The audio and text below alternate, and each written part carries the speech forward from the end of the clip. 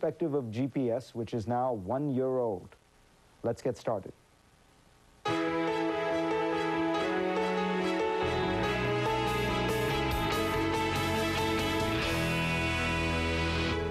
CNN's chief international correspondent, Christiane Amanpour, has been in Tehran since last week, reporting on this extraordinary election. Christiane was, of course, born in Iran and has covered it for many, many years. Christiane, what is your sense of the situation now? You've covered many such situations. Is it very tense in Tehran? It is, Fareed. I've covered many of the elections here. It's the 10th since the revolution. I've covered at least the last 3 or 4.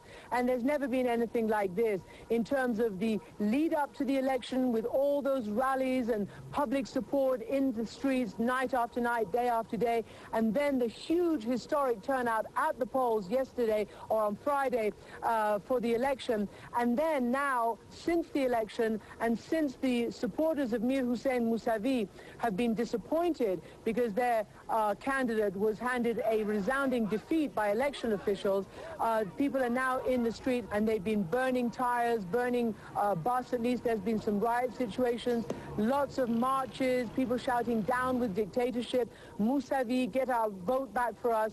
It's very tense, actually, Fareed. Christiane, is it your sense that it would be possible, it would be easy to rig these elections? Because previously, what we had often been told was that in the Islamic Republic of Iran, the people who can take part, who can contest these elections, is tightly controlled by the elite, the clerical elite, but that once the election takes place, it's reasonably free and fair.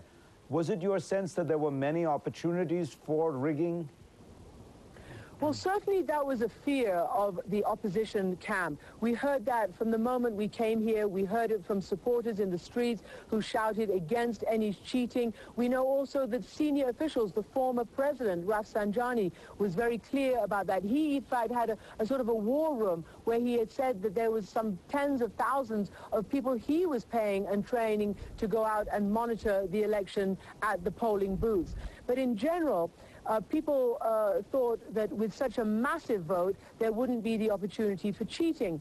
Perhaps if it was very close, there might be the opportunity. But what we're also hearing from the Election Commission is they're also saying, look, there's such a massive vote and such a massive win in Ahmadinejad's favor that, of course, there can be no opportunity for cheating and the people can trust the process. But Christiane, you were at some of those rallies that people have described for Mousavi. These were very large rallies. He seemed to be attracting an enormous amount of support. And what I'm struck by watching it from afar is Mousavi has been campaigning for only 4 weeks. Ahmadinejad, in effect, has been campaigning for 4 years. He's been visiting the whole country, doling out money. So it did seem that there was a lot of momentum for Mousavi. Was that the sense you had watching it up close?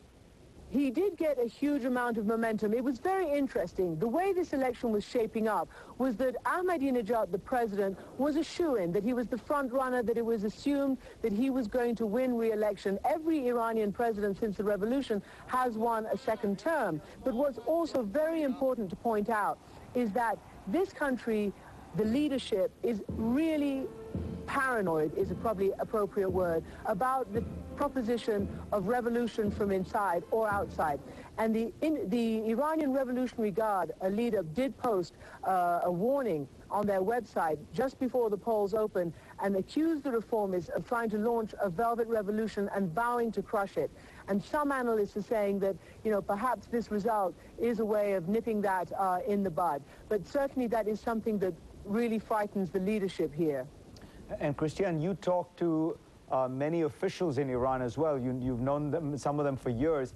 Is it your sense that there are some divisions within the elite that are even apparent to you as a reporter? Are some of the officials you talk to clearly siding against Ahmadinejad, or are you seeing anything interesting there?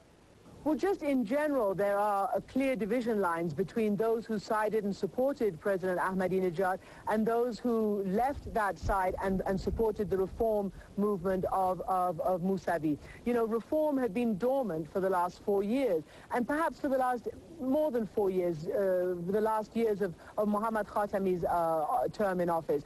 But certainly there was that sort of division. There has been that sort of division.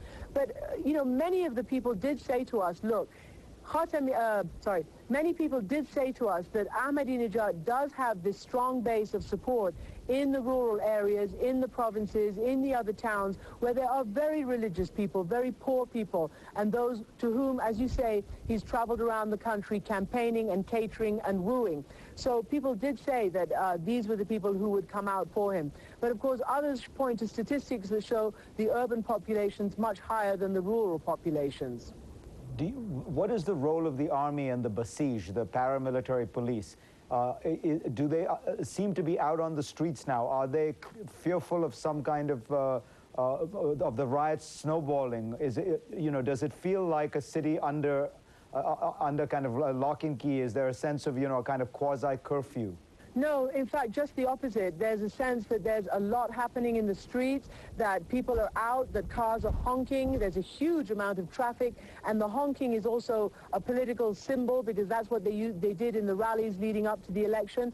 And there are, on the other hand, scores, if not hundreds, of riot police deployed. No army, no military that we have seen. And we have seen, as I mentioned, running battles between some of the street protesters and some of the riot police.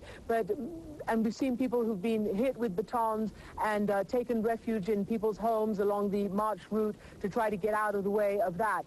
But in terms of what's going on, it's actually quite a lot of people in the streets at the moment, and there is no sense that it's being closed down. Again, telephones, in terms of mobile phones, we cannot use because they're not working. SMS and text, they're not working. Some of the sites have been filtered. And also a word has gone out from the authorities that any gatherings of too many people will be considered forbidden, and that shouldn't happen. So that has been broadcast.